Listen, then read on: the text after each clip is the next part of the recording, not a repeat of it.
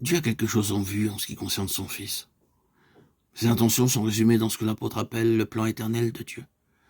Plus nous pénétrons le ministère de ce plan éternel, plus notre esprit s'ouvre au vrai sens, à la vraie portée de ce témoignage de Jésus. Plus intense aussi est l'antagonisme de l'enfer. Ou, en d'autres termes, plus grande aussi sera notre part de souffrance de la main de l'ennemi. Si vous n'avez qu'un discernement superficiel, une compréhension fragmentaire de ce qui est vraiment le témoignage de Jésus, et que vous preniez fait et cause pour ce témoignage au plus près de vos lumières, vous vous heurterez à une opposition qui sera proportionnelle à votre discernement. Mais si vous avez une révélation de grande envergure, l'opposition se manifestera aussi sur une plus grande échelle.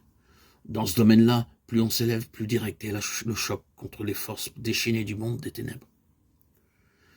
Dans l'épître aux Éphésiens, où l'Église nous est présentée comme siégeant avec Christ dans les lieux célestes, les forces à combattre ne sont rien moins que les dominations et les autorités des princes de ce monde de ténèbres, des esprits méchants dans les lieux célestes.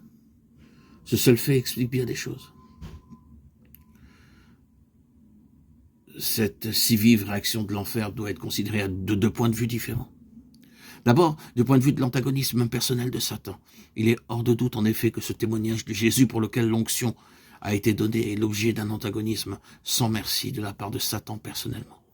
Il s'y livre tout entier avec toutes les ressources dont il dispose. C'est un fait qu'il faut savoir reconnaître.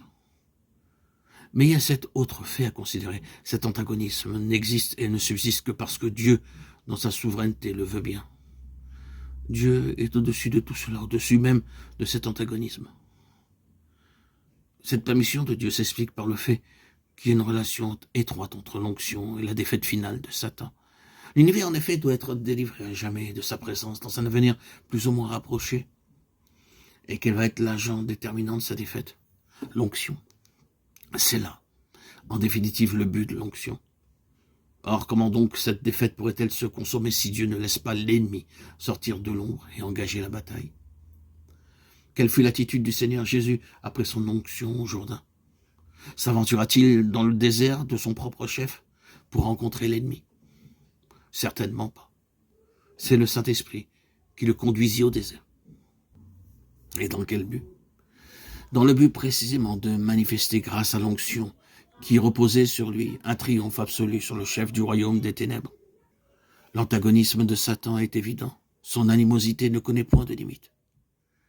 Mais l'onction divine dont le Seigneur Jésus est revêtu est une réalité qui surpasse tout ce que l'ennemi peut aligner de force adverse. La victoire est assurée.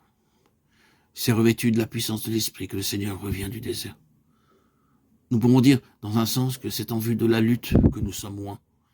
Et cette onction, en vue de la lutte a pour objectif la défaite de l'ennemi.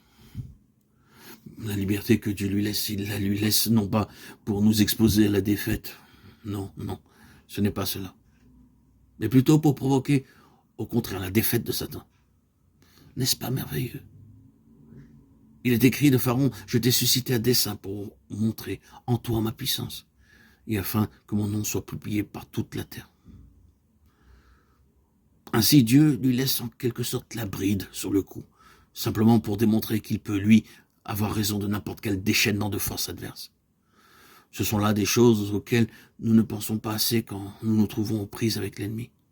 Ne l'oublions pas.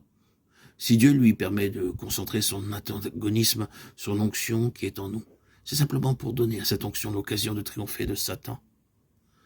À cet égard, nous ne pouvons nous empêcher de penser que l'ennemi est bien aveugle. Dieu l'a aveuglé. S'il savait que l'onction contre laquelle il se dresse va avoir raison de lui, quel sens y aurait-il de sa part à pousser l'attaque plus loin? Mais c'est là justement que la souveraineté de Dieu apparaît sous son vrai jour. Ainsi donc, tôt après son onction, nous voyons David attaqué dans sa personne et menacé dans sa vie. Tout cela simplement à cause de l'onction. Il aurait pu dire, eh bien oui, si je n'avais pas reçu l'onction, je n'aurais pas tous ces ennuis. C'est à cause de cette onction que je me trouve plongé dans de telles difficultés.